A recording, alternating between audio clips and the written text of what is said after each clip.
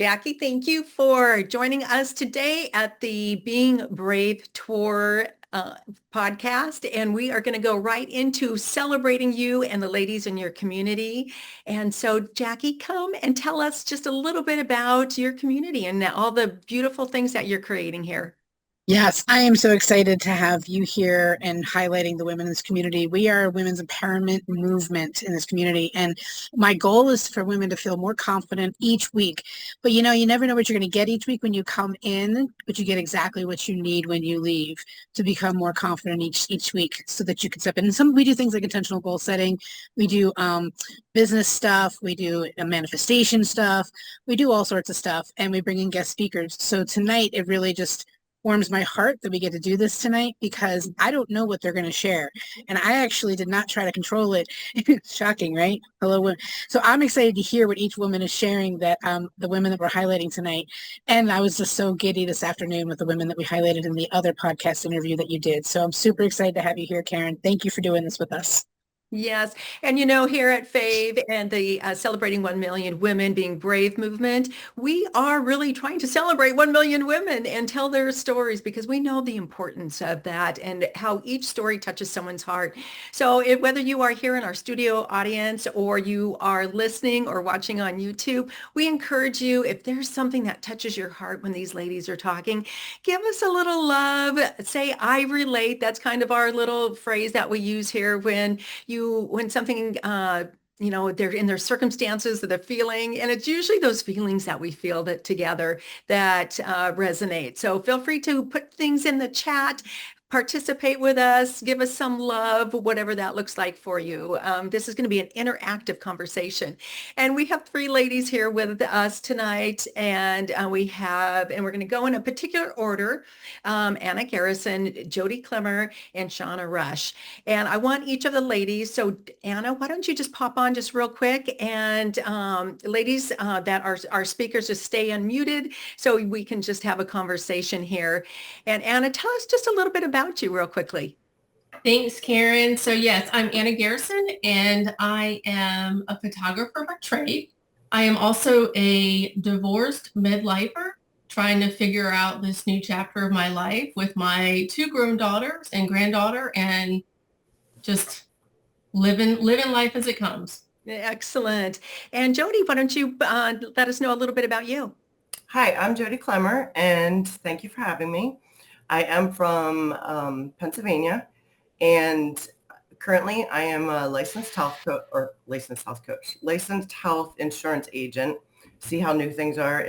Everything's changing. Yeah. So that's new. And I'm also supporting people in their wellness journey through Bravenly products.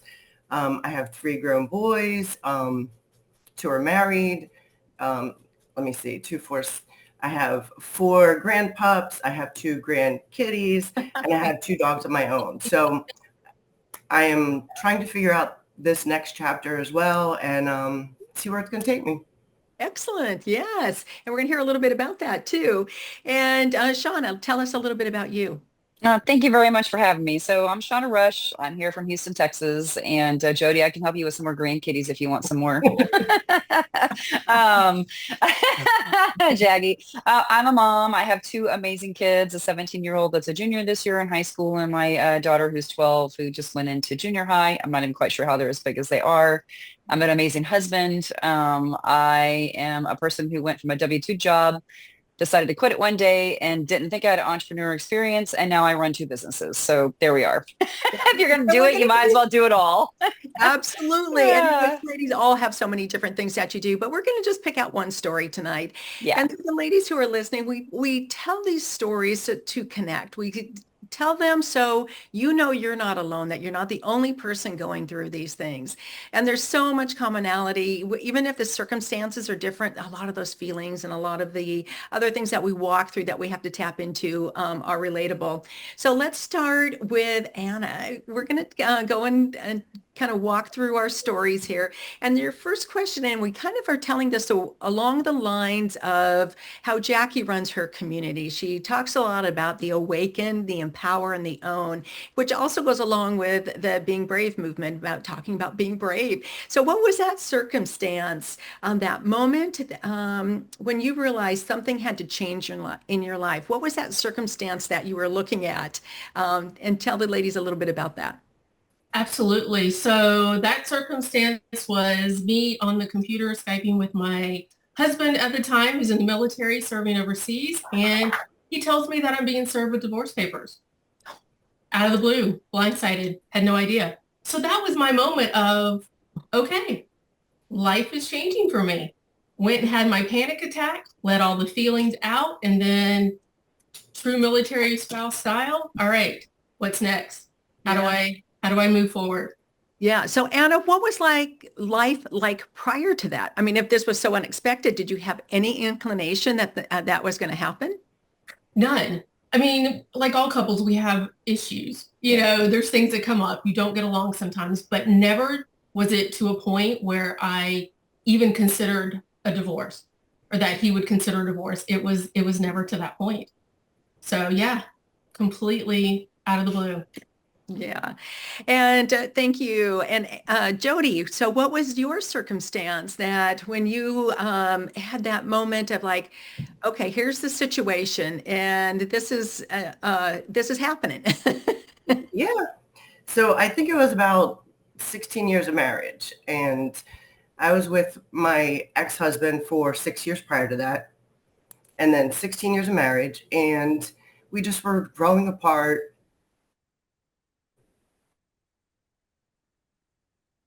There was we just there was abuse, mostly verbal, but it took a toll on me. So yeah, that was just decided going our separate ways, and he left and I had the kids. So I want to say my oldest was 13. So I had 3 teenagers that, I mean, well, not teenagers, but 13 all the way down to 8. And I'm on my own. Yeah. So you're becoming a single mom. Yes. Yeah. All new. All new. Had to figure out where we were going to live, how I was going to take care of the boys, how I was going to continue with their lifestyle. Could I do there's it? a big one. Yes. How do you continue with that lifestyle if you're living Yeah. the way and you're And I worked full time, and I still made sure they got to their sports. I still made sure they got to their friends, and still, I found a place to live, a nice home, and their life without their father in their life, everything else pretty much I tried to keep the same as best I could. Wow. And we're going to talk a little bit too in a moment about some of the feelings that go along with some of these situations. And so we're going to pop over to Shawna. What was your situation? What was that circumstance that you were dealing with? It actually happened when I was still kind of in the middle of my W-2 career at the company that I worked at before, because where I was there for about just shy of 13 years. And I was in a position where I thought my next kind of move or natural thing to do was to kind of move into a C-suite position. And the more I leaned into it, the more my world around me was unraveling. My relationships at home were very challenged. My relationships with the kids. As a mom, I was super frustrated all of the time. I didn't really realize the toll some of this was taking at the time. And so I attended an insurance conference, which I had never been to for work at all, and happened to hear from a panel of amazing women who own companies, C-suite employees, were supporting large executives, and they all had families, and they were balancing all of that. But the single common denominator between all of them was they all had a life coach. And I'm like, what is a life coach? So that is actually where my world was first introduced to that even concept of a life coach. I happened to meet my very first one there. Her name was Rachel Bonner Williams. That's actually how I met Jackie. And the universe just put us together at the right time. And my journey with that started then. Yeah. So what were you walking through as you're sitting there thinking about the C-suite? And you're going, what were the things that you were weighing at that time? Was it like, your mom role, were you weighing that, oh, I might have to give up, certain things if I go pursue the C-suite? Yes, actually, so at the time, everybody that was in that position in the corporate company that I worked at were all divorced except for one person. And I was like, I wasn't willing to sacrifice my marriage and my family. Mhm. But I had found a place where I had realized for the first time in my life, I wanted a career. Like I really enjoyed the working in the career. It wasn't just a job. It was like a place for me to be, a place to make a difference. I wanted to do more. I wanted to lean in more. I wanted to be a part of that core part of that company. I was already doing it.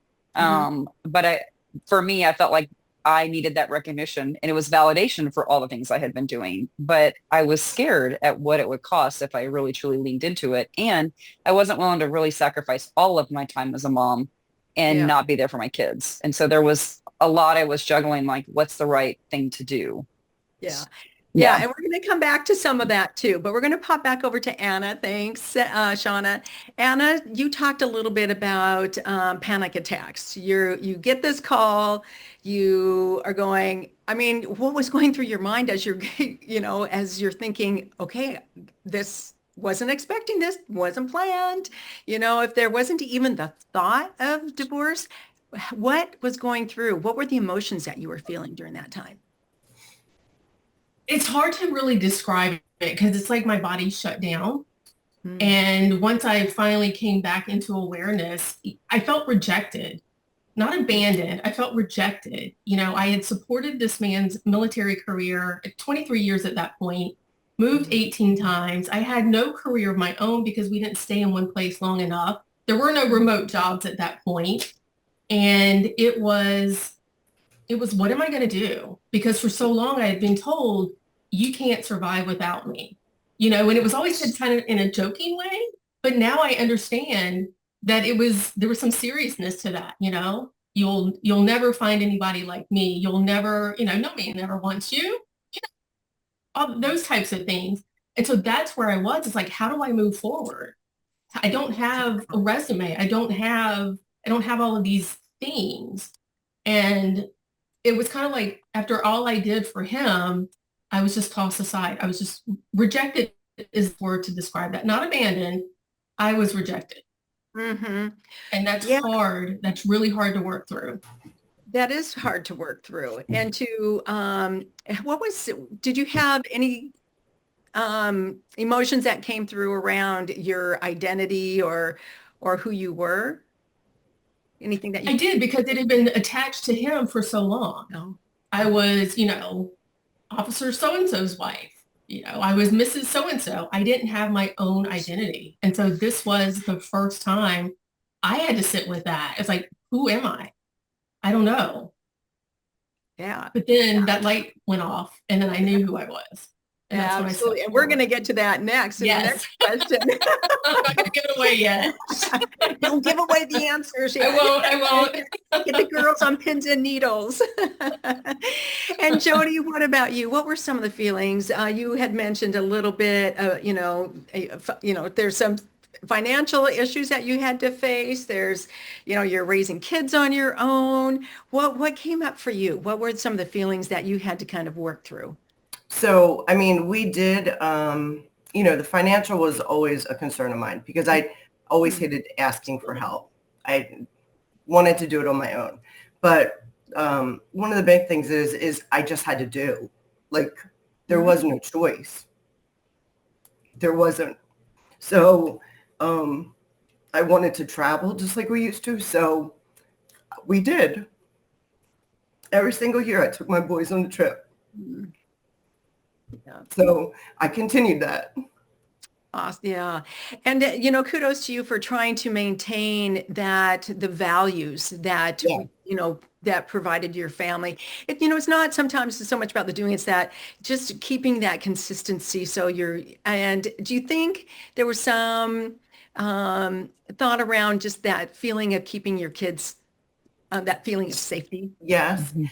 And I did reach out to a lot of their coaches and teachers, and they really did like step up for them. So Mhm. That was great. I'm so grateful for them.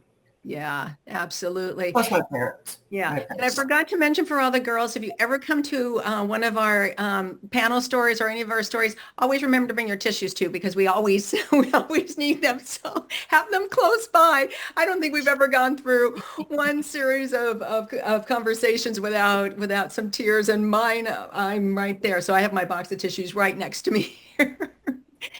And Shawna, thanks, Jodi. Shawna, let's pop over to you. So what were some of the feelings that you had to deal with? I know you, as we had talked before, a little bit came up for you about identity. Tell us a little bit about that. Yeah. So for mine, my identity was tied to my work, but I didn't realize it was tied to my work. I felt like if I wasn't performing or producing or wasn't getting, I'm not a person that necessarily needs like verbal accolades. I just want people to be grateful and appreciative of the work that I do. Okay. And I felt like I needed to continue to do more and rise up in the company to be validated for all of what I was doing. And what came with some of that was the control that I needed to have. Growing up, there was a lot of lack of security and a lot of lack of control and a whole bunch of chaos. And so the only way for me to feel safe was for me to just hold on as tight as I could. And so part of this transition was me trying to hold on more. And the more I held on, the more it actually got worse and the chaos got worse. And the things were just, it was like holding 1,000 plates and they were all about to shatter on the floor and something had to give. And at the moment, I didn't realize that I was the person that was giving. Like I was literally unraveling at every seam, but I couldn't recognize it at the time. And so, yeah, that was a big thing for me. And so in the chat, I'm seeing a lot of these. I relate. Anybody else relate around that control? You're just hanging on so tight because that's what you know. Mhm. And there's all this uncertainty or chaos or in the mix. I mean, I think you probably see that in all these stories. It's like, how do we hang on to what is and what we know and that familiar, things that are familiar to us. So yeah. Anything else that came up for you? I think that in connecting with a coach, it was during this time that work began. That's actually how I learned about that awareness around what I was doing. And then I also learned that that was my safety mechanism, right? So Jodi, for you talk about keeping your kids safe in the world you were trying to create, the more that control for me was my safety net. That was my safety blanket. And so if it all it went away, I would find ways to make it come back. And so it was through the coaching work that I began to become realize and aware of what I was doing. And my identity shifted when I truly realized that being a mom was who I was first, not an employee, not somebody who was married to my job. Mhm. I was scared I would lose my identity if that was one I would identify with for lots of different reasons from growing up. And honestly, once I really owned that and let that be who I really was and step Yeah. into it, it was like this crazy ocean and it just became really calm. Yeah. And we're It going to talk was some more about that in just a okay. second. So we're gonna put you on Okay, pause sorry. for just a minute because you're getting ahead of us a little Sorry, bit. sorry, my bad. It's all good here. We're just having a conversation. But yeah, so just hang on to that Okay. thought there for a second, because the next question we're going to kind of go over is, what was that aha moment, that pivot point? You're in the mix, you're again going through this, you're feeling the feelings, whether it's, rejection, fear of finances, identity, whatever they are. And then you have like, bing, this aha moment. It's like, I got to pivot. And instead of going feeling those, I mean, not that you don't still feel them, but you start tapping into that brave, into that, what Jackie calls that empowerment. So Anna, what was that aha moment for you? Because I had given up so much to support my husband at the time, the one thing that I had that was mine was photography. That was a hobby of mine. I took pictures of everything and it annoyed them. Like I was that person that would get left behind because I found something to take pictures of. And so that was my aha moment as I sat there thinking, what am I going to do? Yeah. It's like I had this little voice inside of me that said photography. And it was like, okay, that's it. I never questioned it. I am going to become a photographer. I don't know how. I'm not professionally trained, but we're going to make this happen. And so I focused on my niche and I just started searching and I did some freelance work for a little bit. And then I said, no, I'm not working for anybody else. I'm working for myself. And that was 8 years ago when I started my business. Yeah. And so what do you feel like you had, what was the emotion that you had to tap into or that you were feeling as you thought, you know what, I've got this hobby and this passion project that I can maybe make work. What was the feeling for you? As a military spouse, because we are by ourselves so much, you're kind of expected to just take on the hard things. We know how to stand in and step up when our spouse is away. And that's kind of what I did. It was like, I've done this for 23 years. I'm going to continue doing this. I'm going to step up. I'm going to take the situation by the handle and I'm going to make it work. And that's exactly what I did. So it was like that sense of, as odd as it may sound, it was like the sense of calm just came over me. It's like I could exhale. I could finally do what I wanted to do and I didn't have to answer to anybody. And I could do it how I wanted. And that was it. Yay, where I'm giving you a big applause there because I can just feel that like, oh, yes, I can finally breathe. Oh my gosh, I can do this. I got it. And I wonder how many women relate to that. I was expected to just do the hard things. And you know what? That is one of the reasons I share women's stories. Because I think there's so many times that we are just expected to just do the hard things. That's just what we do. We just handle it. We got it. I know Jackie has told before that I got it, girl. And but what if we celebrated that breath of fresh air that, you know what? I'm going to take a moment and just really celebrate that. And we're going to talk a little bit more about that in a few moments too. So we're going to move on to Jodi. So Jodi, what was your aha moment? And how did it make you feel? So mine was kind of similar.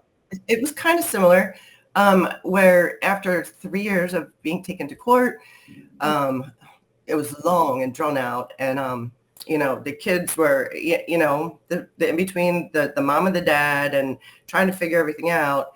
The divorce was finally final and I changed my name back to my maiden name. So my name right now is my maiden name. So yes. So in the midst of all that, this is where I also found, I've always cooked and I've always baked. But I found the calm in that and like to do it for other people. So I felt good to be able to do that for other people. My other hobby is scrapbooking. And I've done that since the boys were like little, since my oldest is probably 1. And that was just something that I would escape to. I could use my creativity and it would just take me away. And like, so now I continue cooking and that's what I want to share with people too, is the healthy part of cooking and sharing. I love sharing food with people. So fabulous. It brings people together in unique ways. I want to go back. You just said something really important and your face lit up. It was like this confidence overcame you when you changed your name. Yes. When you changed your name, what did that do for you? I got me back. Yeah, there you go. Yeah. And we're just gonna give her some love right now because that is just, I got me back. I'm getting like chills because that is so important. But you know what? Sometimes we just skim right over that. I was like, yeah, no, let's celebrate that. Let's celebrate you. And I'm giving you a hug too. Thank you. Yes, that is just so precious. So we're going to hang on to that one. And then to share the love through cooking. There's a lot there. And baking. And baking, yeah. All righty. Thanks for sharing. And Shawna, what was that moment? You mentioned it a little bit about that time with the coaches and that being kind of the aha moment. Tell us a little bit more about that and what that really kind of did for you inside. Sure.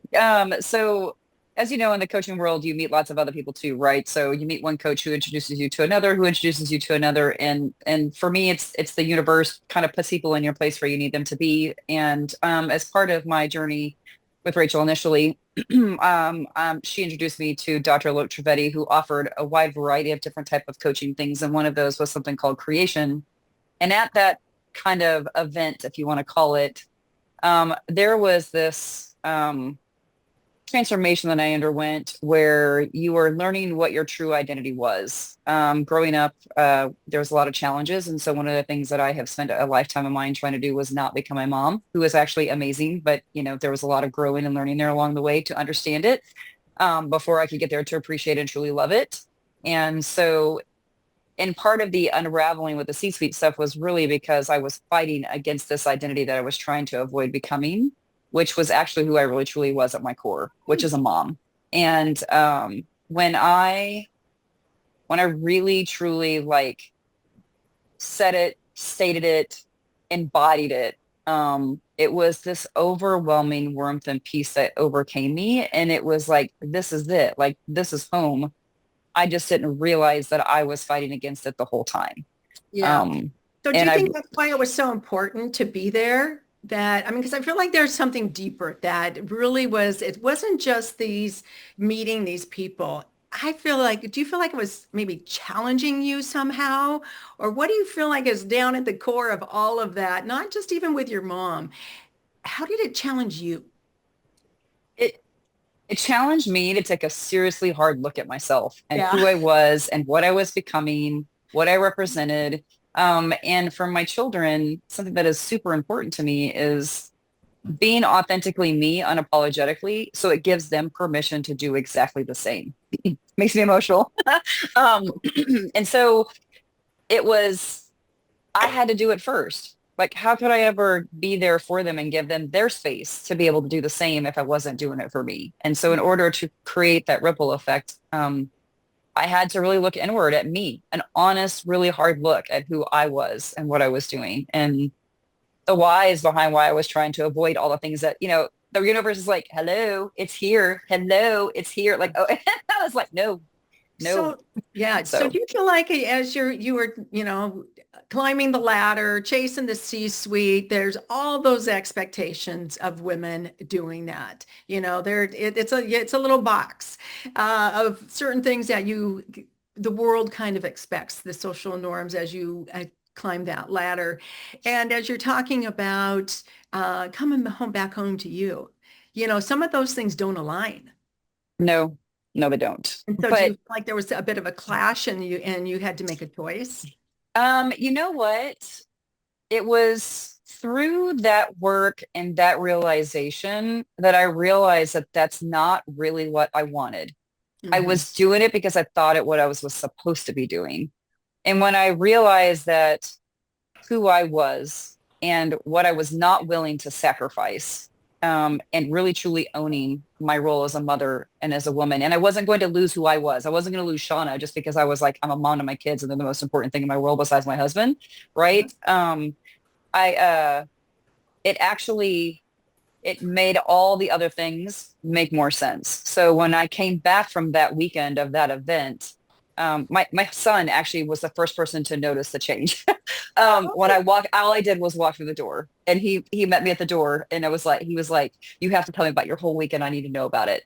He goes, I can tell you're different. And I'm like, bleh, of course. Right. And so, and then I realized at work, I was like, I don't have to climb the ladder to validate who I am and what I'm doing at work.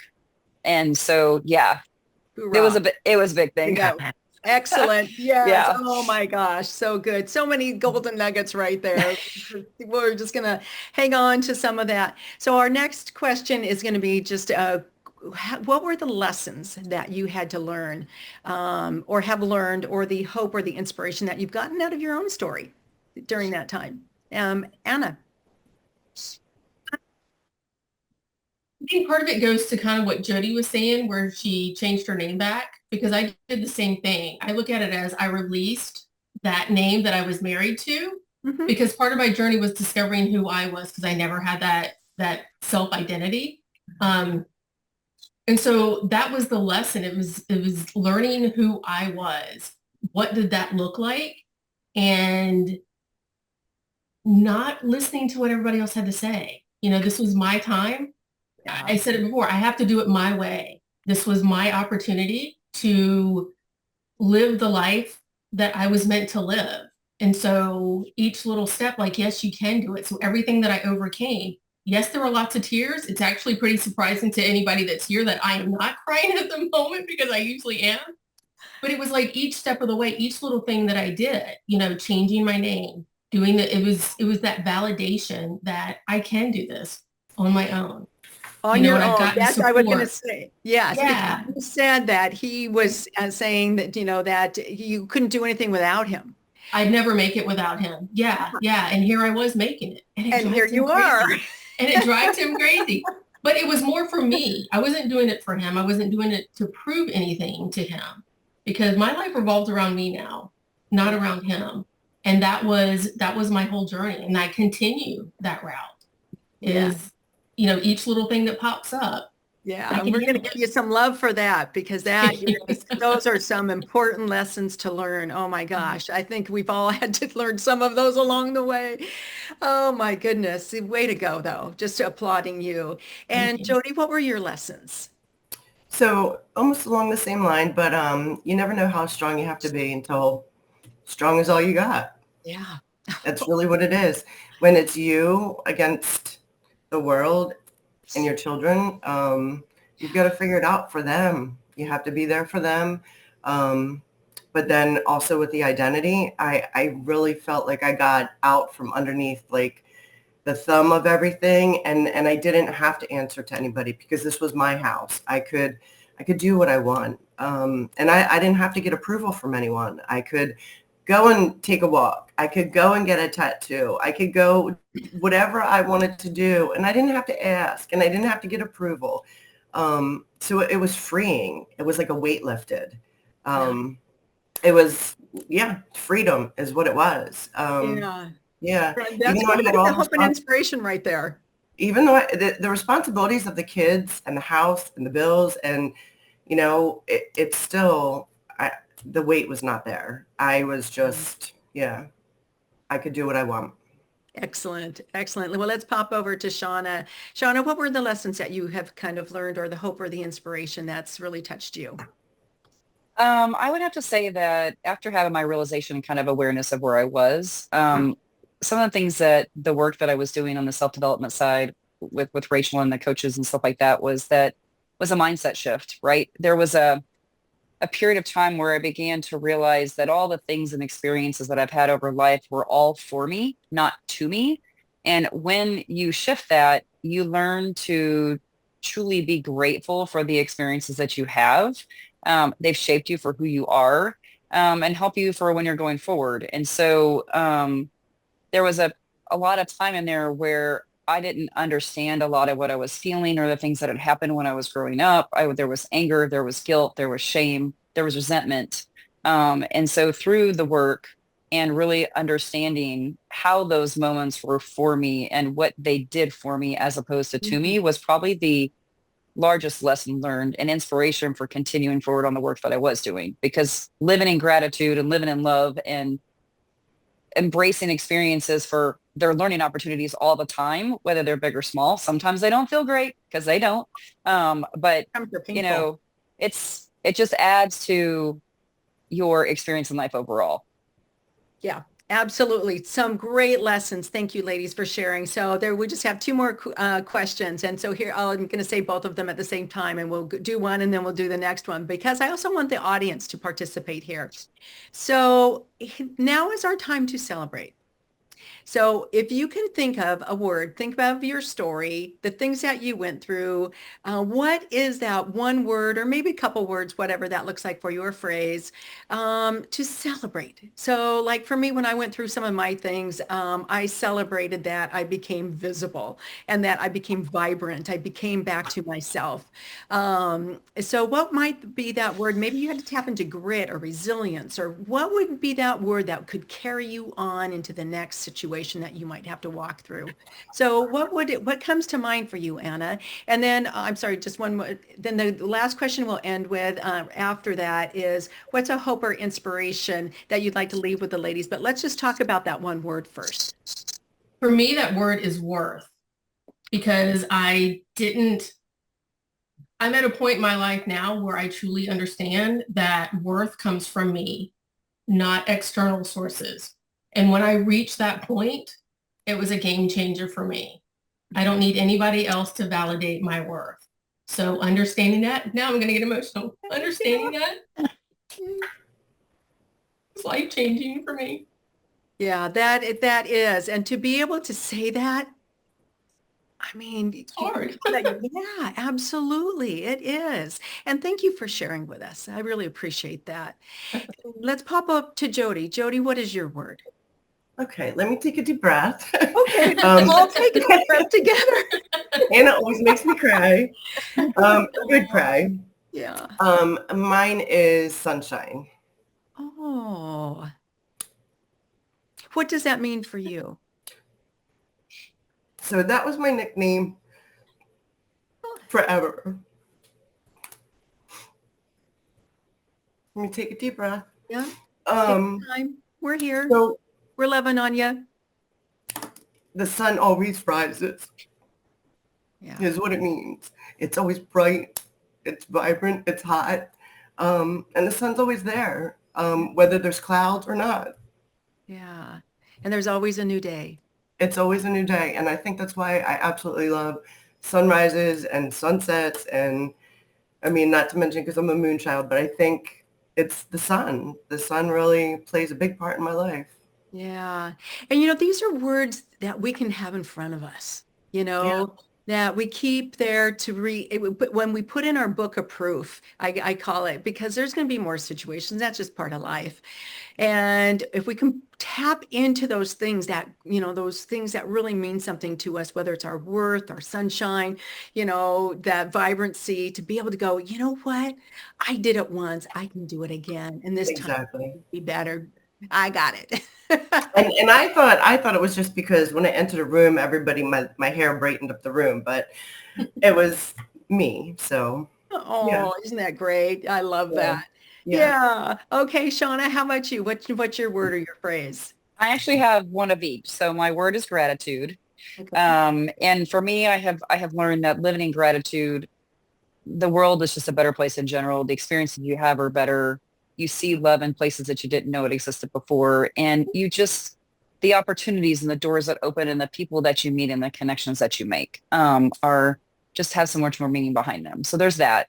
And then the phrase that I coined, Jackie and I were at a retreat together, and we have been working together as and still do as a coach and client. But she is actually my reason why I took the leap from my W-2 job to now where I am today with 2 businesses. Is I coined the phrase, let the fire be greater than the fear. I was in a position where I was ready to leave. And I come from a generation of folks where you don't leave unless you have something else in place. And I literally agonized over it for almost all of 2022, was physically ill in August of 2022, and at a table with her. And she was asking the questions that she asked. She's like, are you going to die? Are you going to end up homeless on the side of the road in a cardboard box with your family? I was like, no, the answer to all those are no. She's like, okay. And literally left the table and sat down with the women and proclaimed that I was going to leave my job, and had no idea what was coming next. But the fire being greater than fear was what fueled that inspiration. And what's amazing is that I'm tuning into my body. I know when I'm on the right path, because that flame and that fierceness and that intensity, I feel it like at my core. And there's lots of terrifying decisions, but you just got to go for it and trust that it'll be there, because it really is. What you need will be there when you need it. Yeah, thank you for saying that. And there are really scary decisions that we have in everybody's situation. It doesn't matter what situation.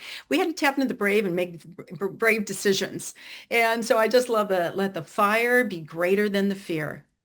Yeah, I'm taking that one to heart. Excellent.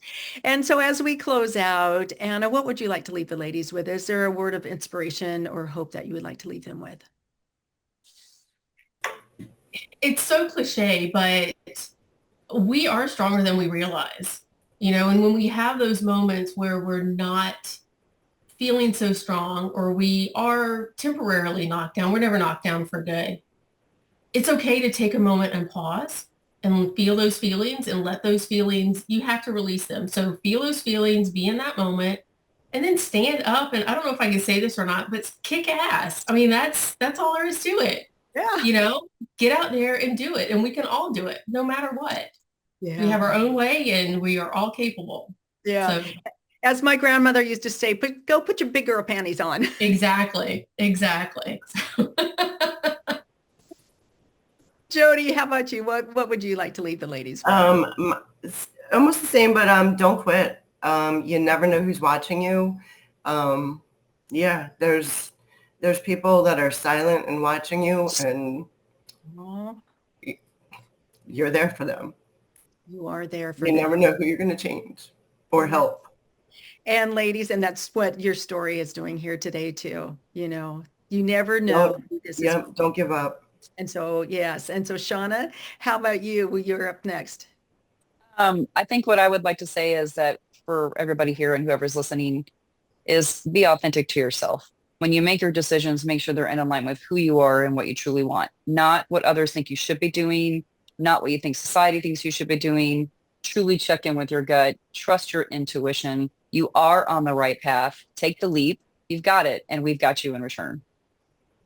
Excellent. Ladies, Anna, Jodi, Shawna, thank you so much for opening up your hearts and sharing with us. One of the bravest things that you can do is share your story. And like I said, you never know whose heart you're going to be touching. And there could be a woman going through that same story or feeling the same thing. And to be able to tap into some of the things that you said to help them take that next brave step is so important. And I just want to say thank you. Thank you for joining us. And thank you, ladies in the audience. And so if the ladies in the audience could maybe unmute real quickly and just go, yay, and clap and give these ladies some love, I would love it. So, okay, everybody unmute. Woo! Good job, guys. Good job. Oh my gosh. Really a whole host of ladies. Amazing. Woo. Yes. And so just want to say thank you and good